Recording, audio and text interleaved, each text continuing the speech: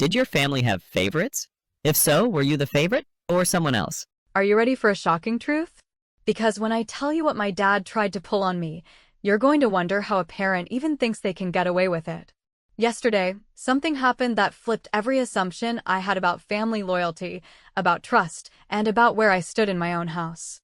And if you think I'm exaggerating, wait until you hear the words that came out of his mouth and how I responded, because that one line set off a chain of events I could never have predicted. I had just finished a long week at work, the kind of week where every email feels like a small war and you're counting down the hours until Friday night, when my dad called me over to their place, saying we needed to have a family talk. Now, in my family, that phrase has always been code for something unpleasant, usually involving money, expectations, or my sister Maya's latest disaster. I thought maybe she had crashed her car again or maxed out another credit card, but no, this time my father had a different demand.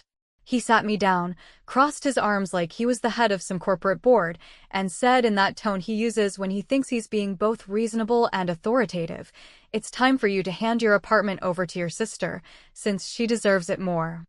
I stared at him for a long moment, trying to process whether he was serious or if this was some badly delivered joke. But no, he was dead serious, already explaining how Maya was struggling with her lease ending, how she had been through so much, and how family should help each other out. The problem with that speech wasn't just that it ignored every fact about how I had busted my back to buy that apartment, working double shifts, cutting corners, eating instant noodles just to save for the down payment, but that he said it like it was a done deal. Like my ownership meant nothing and all it took was his decree to transfer it. I could feel the anger climbing, but instead of exploding, I asked calmly, "Dad, do you even know what a mortgage is? Do you know what it means that my name is on the deed, that I sign the HOA checks every month, that I pay property taxes?" He waved his hand like those things were details to be brushed aside, saying Maya's future mattered more, and that I could always find another place eventually. As if uprooting my life, destroying my credit, and throwing away years of sacrifice was just a casual favor to keep my sister comfortable. That was the moment I realized this wasn't a request, it was an order, and in his head, refusing would make me selfish, cold, and ungrateful. When I refused, at least at first, he changed tactics. He said the family had talked about it and that everyone agreed Maya needed it more than I did. Which everyone, I asked. He said my mother, Maya of course, and even some of our aunts and uncles, because apparently my sister had been running her mouth, telling everyone I had promised to help her out, making it sound like I had agreed to just hand her the keys. That was when it clicked. The group chat messages I had been ignoring weren't random comments, they were coordinated pressure. The little digs like, "You're so lucky to be in a stable place. Not everyone is," or "It's so inspiring when sisters support each other," suddenly made sense. This was a setup, and they thought I would fold under the guilt. Instead, I did something different. That night, after leaving their house without agreeing to anything, I called my friend Luis, who works at a title company and knows all the tricks people try to pull when they want to pressure someone out of property. I told him everything, from the demand to the group chat campaign, and he didn't even laugh, because apparently this kind of thing happens more often than I thought. He explained how families sometimes try to push someone into signing a quitclaim deed, which is basically a way to give up your rights to a property. He told me once you sign that, getting your name back on the deed is nearly impossible, no matter how much pressure or manipulation was behind it. That was when I realized my father wasn't just asking for a favor, he was setting the stage for a legal trap. So, I decided to get ahead of it. With Luis's help, I drafted a boundary statement, simple, professional, no drama, that said any future conversation about my apartment had to be in writing, shared with everyone involved, and that I would not respond to private calls or ambushes about it. It wasn't emotional, it wasn't cruel, it was just rules, and I copied my parents, my sister, and every relative who had been gossiping. When I hit send, I knew the explosion was coming, but at least it would all be documented.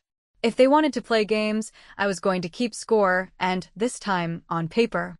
The reaction was instant. Maya texted me directly, furious, saying I was making her look bad, that this was supposed to be between us.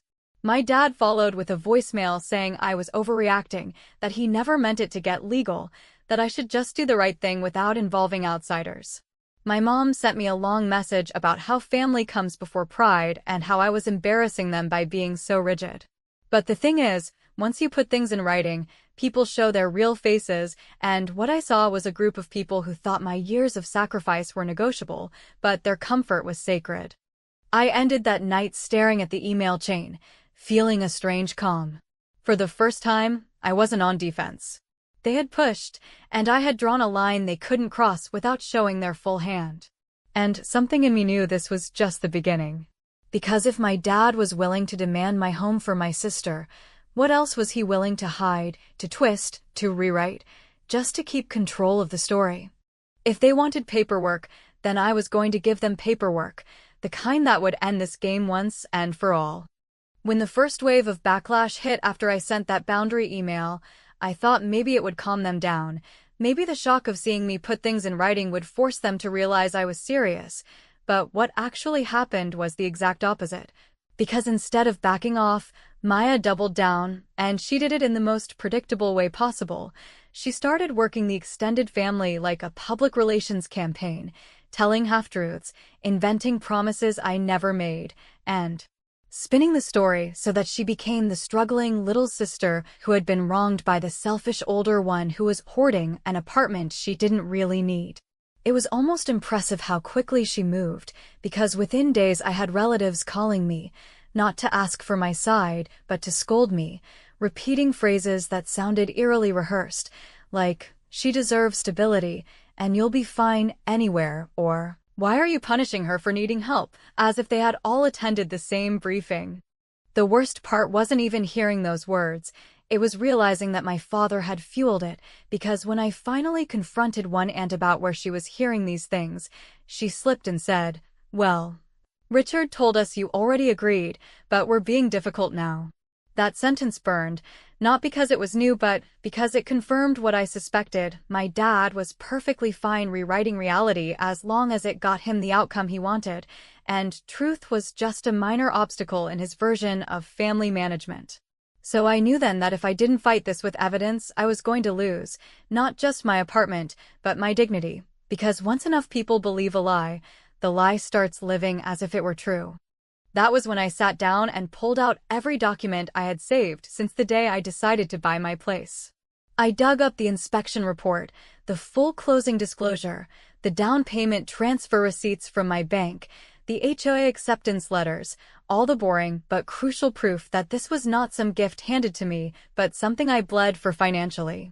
And as I flipped through them, I realized I had more than just proof of ownership. I had the ability to expose the complete fiction of what they were trying to sell about me being lucky and Maya being deserving.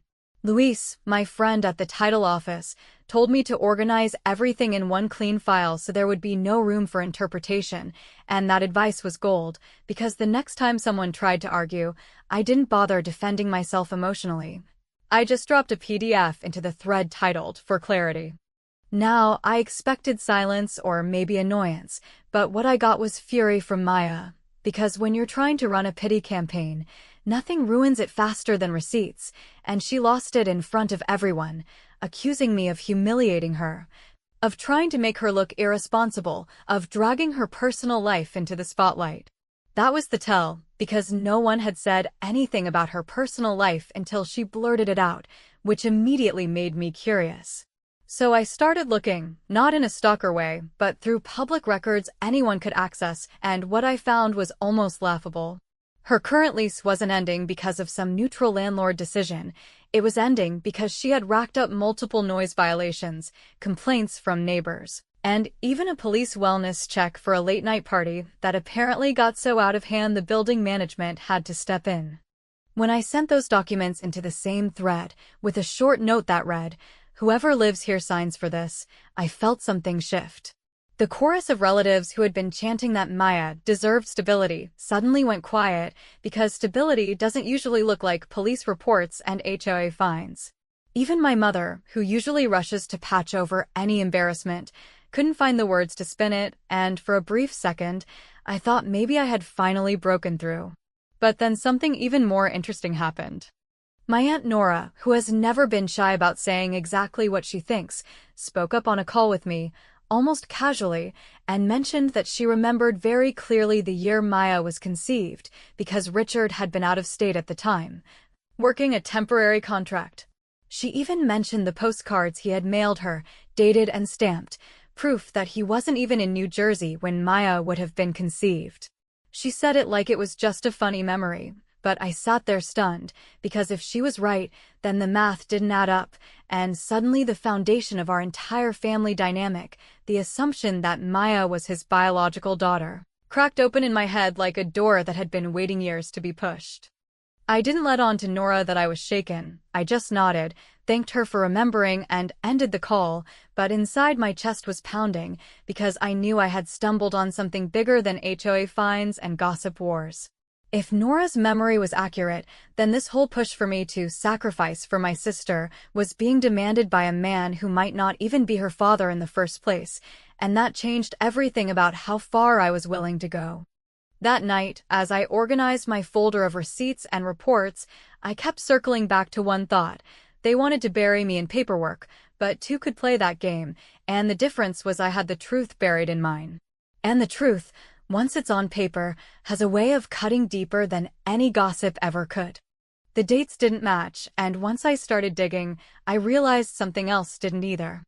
By the time the storm from my second round of evidence began to settle, I thought maybe, just maybe, they would recognize that this was a battle they couldn't win. But I underestimated how deeply my father had convinced himself that authority alone could bend reality to his will, because instead of retreating or even pausing, he escalated, and he did it in the most manipulative way possible, by trying to corner me with something that looked harmless on the surface, but was actually the legal equivalent of a loaded gun pointed at my own head. He called me one Saturday morning, said we should meet to talk it out, and when I arrived, he wasn't alone. He had a notary waiting in the living room, papers already printed, pen laid out neatly on the table, like it was some kind of business transaction rather than an ambush. He explained, with that tone he uses when he thinks he's the reasonable one, that all I had to do was sign a temporary quitclaim deed, just to help Maya transition, just until she could get on her feet, and that later they could work out the rest. He said it as if signing away my rights to the property was no more serious than lending her a sweater, but Luis had already educated me on exactly how dangerous that document was, and I knew right away what was happening. Once my name came off the title, no matter how temporary he claimed it would be, I was done, and the chances of getting it back were slim to none.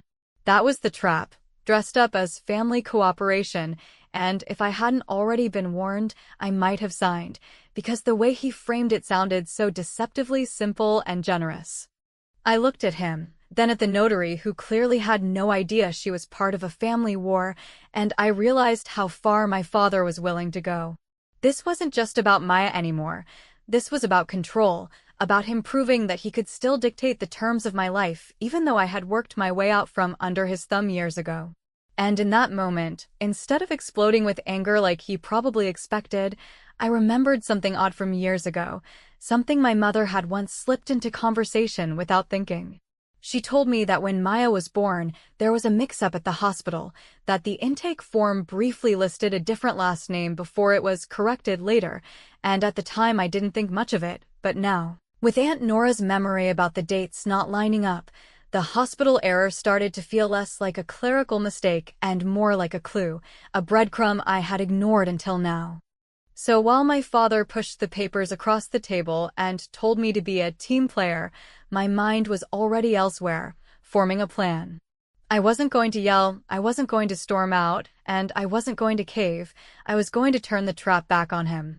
I calmly told the notary that if we were talking about signatures, then I had my own document I wanted to sign first, and I pulled out a folder I had brought with me, one Luis had helped me draft.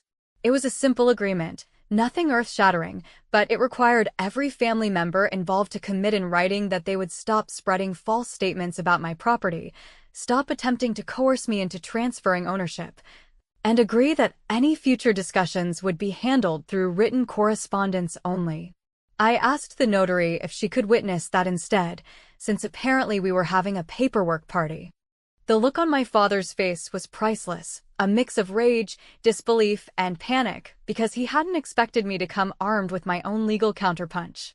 He tried to laugh it off, saying I was being dramatic, that there was no need for such official nonsense, but the notary, who clearly didn't want to be dragged into the family mess, simply shrugged and said she could notarize whatever documents both parties wanted.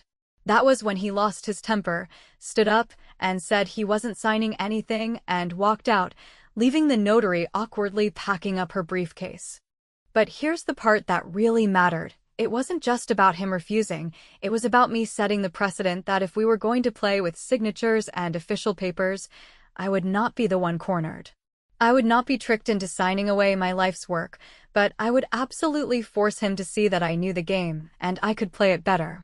And as I drove home that day, clutching the unsigned agreement, I realized I had crossed a line too. I wasn't just defending myself anymore, I was preparing to expose him, and the only question left was how much of the truth I was ready to drag into the light. That night I filed a formal request for hospital records from the year Maya was born, citing the right to access as an immediate family member, and while I waited for the process to move, I ordered a mail-in DNA kit, one for myself, one for my mother. Because if the paper trail was as messy as I suspected, then science would close the gap. I didn't tell anyone, not even Luis, because this was something I needed to hold close until the time was right, and in my gut I knew that time was coming faster than anyone expected. I went to bed that night not shaken, not exhausted, but clear-headed, because for the first time in my life, I saw my father's strategy for what it really was: not love, not protection, not guidance, but control disguised as duty. And I knew that if I was going to win this war, I had to be the one holding the final document, the one truth he couldn't argue away, the one fact he couldn't rewrite with gossip or pressure. If we were doing signatures, then my signature would be the last one they ever got without my rules, and by then, the truth would be staring them in the face.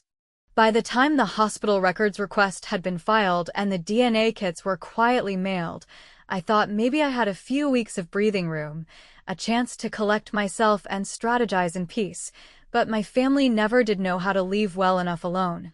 And sure enough, within days I got the call from my mother asking me to come to dinner, with her voice trembling just enough to make me suspicious. She tried to make it sound casual, said she just wanted everyone together, but when I pressed, she slipped and admitted that Dad wanted to clear the air. I knew right away what that meant: an ambush disguised as a family meal, where the pressure of the dinner table would be used to box me in, to corner me with relatives who would parrot his talking points, and to shame me into surrendering.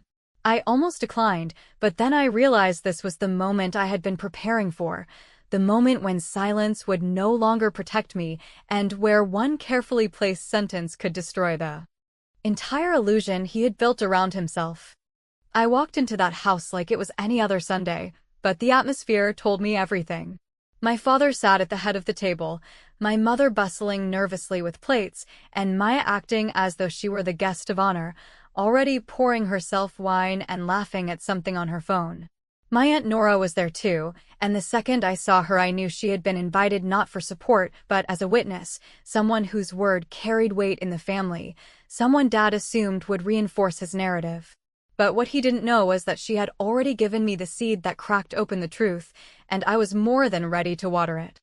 The dinner started with meaningless chatter, but it didn't take long before Dad cleared his throat, fixed his eyes on me, and launched into the speech I knew he had been rehearsing.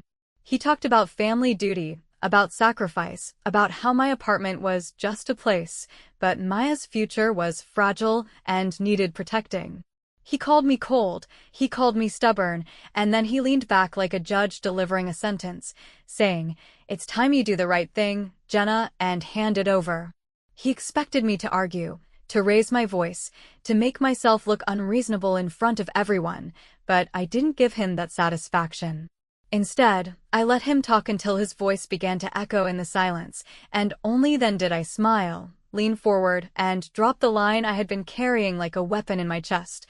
"You really shouldn't worry so much about Maya's future, Dad. She isn't even yours." The words hung in the air like a bomb that no one wanted to touch, and I swear even the clinking of silverware seemed to freeze. My mother's hand trembled so badly she nearly spilled the dish she was holding. Maya's face twisted in confusion before hardening into anger, and my father went pale in a way I had never seen before, not even during his worst health scares. For the first time in my life, he didn't have a comeback ready. He didn't bark, he didn't roar, he didn't command, he just sat there, speechless, because he knew exactly what I meant, and he knew I wouldn't have said it unless I had something to back it up.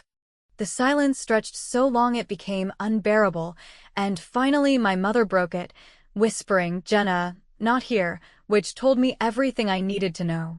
She hadn't denied it, she hadn't rushed to correct me, she hadn't laughed it off as some cruel joke. She had confirmed it without realizing, and that confirmation was louder than any scream. Maya looked back and forth between them, demanding answers, and my father's lips pressed into a thin line as he tried to regain composure, but it was too late, because the control he had wielded so confidently for decades had shattered with one sentence. Of course, he tried to pivot, tried to accuse me of cruelty, of making up lies to hurt my sister, but I didn't flinch.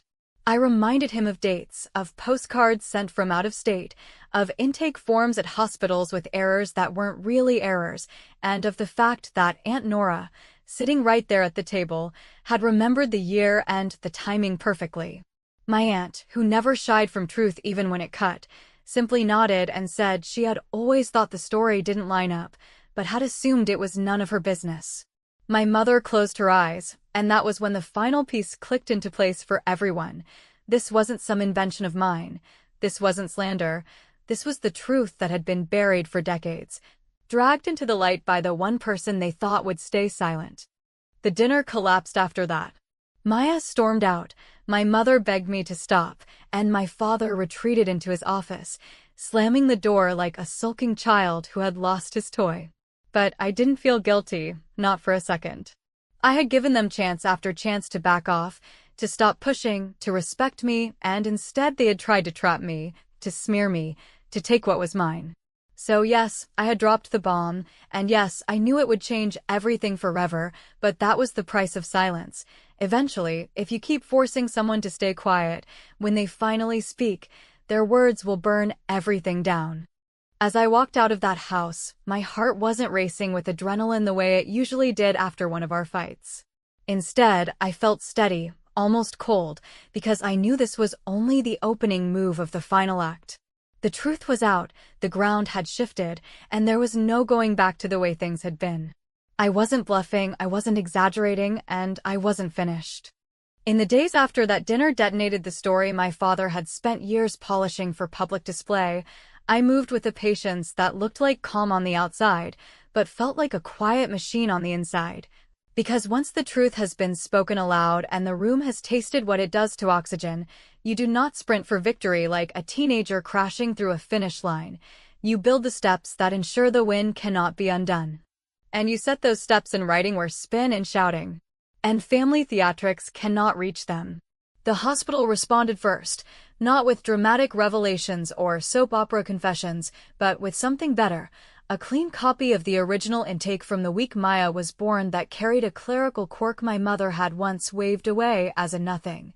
A different last name that appeared before it was crossed out and replaced, and, while that alone could be argued as a mistake by anyone desperate enough, it did not stand alone for long because Aunt Nora found the postcards she had joked about, the ones with out-of-state postmarks and a line about the weather that made the timing impossible to argue, and when those two items sat beside the DNA comparison that confirmed exactly what logic already screamed, the room that had been full of denial narrowed into a single corridor wide enough for only one outcome, the one where my father finally understood that his authority had never been the truth, it had only been volume. I did not wave the packet around or call a family summit or film myself crying in a car like one of those viral breakdowns that get passed around for sport. Instead, I emailed a tidy, respectful letter to my father and my mother, copied to Maya and to the relatives who had been loudest in the smear campaign, and I attached 3 things that mattered far more than 1,000 speeches ever could: the postcard scans, the intake copy, and a 2-page agreement drafted with Luis that avoided poison. And still cut to the bone, a non-disparagement and property boundary document that required an apology for false claims made about my apartment, a commitment to cease all attempts at transfer or coercion, and a simple acknowledgement that my mortgage and my deed are mine, with any contact about those matters to occur only in writing. I gave them 1 week to sign, told them I was not negotiating wording, and added that if they declined, I would do what they had already forced me to do once, which is take the conversation to the places that respect documentation, not vibes, meaning the HOA board, the neighbors who had been fed stories, and the professional contacts my father had casually entertained while painting me as selfish and unstable. The replies came in a sequence that tells you everything you need to know about power and fear, because my mother wrote first with a message that did not pretend anymore. A tired paragraph where the performance finally leaked away, and she admitted that the version of events my father had sold her was easier to swallow than the humiliation of telling the truth. That she had tried to fix things by smoothing edges until whole walls disappeared, and that she knew exactly how unfair this was to me. I do not excuse her, but I heard her, and that hearing was part of my victory because it meant the silence was over. Maya followed with fury and theatrics and threats of lawsuits. She did not have the stomach or the budget to file, and when I responded with 1 sentence that said the agreement protects her reputation as much as it protects my property, the fire cooled, because even people who love attention do not enjoy a paper trail that limits their ability to play the victim on command. My father, predictably, went last, and he tried a greatest hits medley that might have worked when I was a teenager: a little outrage, a little contempt, a little bargaining, but none of it produced the result he wanted. So he asked for a meeting in person where we could be civilized, and I agreed on the condition that Luis would host in a neutral office with a notary present, because if this story was going to end with a lesson, it would end where signatures mean something. We sat at a small conference table that had seen 1,000 divorces and estate plans and closings, and while my father stared at the agreement like it had insulted him, I set my packet down without drama and told him what I had rehearsed on quiet walks at night, that this was not a debate about love or loyalty or the mythology he wrapped around sacrifice. This was a boundary about truth and ownership and the right to a life not constantly mortgaged to someone else's mistakes. And if the truth about paternity made him feel smaller, that was not a wound I had inflicted. That was the size he had always been when he mistook control for love. He did not argue with the documents because documents do not care about tone. He tried to argue with me, but I refused the performance and returned to the page, and after the long pause that sits between the end of an era and the start of a new one, he signed his name with a stiff wrist that told on him more than any words could, and then he stood up. Too fast, like a man who thinks speed is dignity. I did not celebrate with champagne or call friends to rehash the scene. I drove home in a quiet that felt earned and changed the door code that very night, removed old access from every device, updated the building file with a contact list that held exactly 1 emergency name, and sent a short message to the family thread that said the matter was closed, that the apology would be archived with the agreement, and that any attempt to reopen the wound would be met with the same response as every other bad idea: a copy of the paperwork and silence, because learning when not to engage is sometimes the most adult version of revenge there is. The group chat went from loud to cautious to empty in a way that was almost funny. My mother sent a second note that did not ask for forgiveness, but offered it to herself in a small, honest way, and Maya, who had lived for years under the insulation of my father's illusion, tried on the truth like an outfit that did not quite fit and learned that grown life comes with bills no one pays for you just because you pout. If you ask me whether it felt good to win, I will tell you that good is not the right word, because what I felt was not glee or triumphal fireworks, but a deep and steady satisfaction that hummed under my skin like a generator in a storm.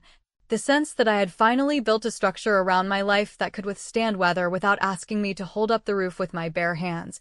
And if you ask me whether I went too far, I will say that every chance to avoid this was offered and declined.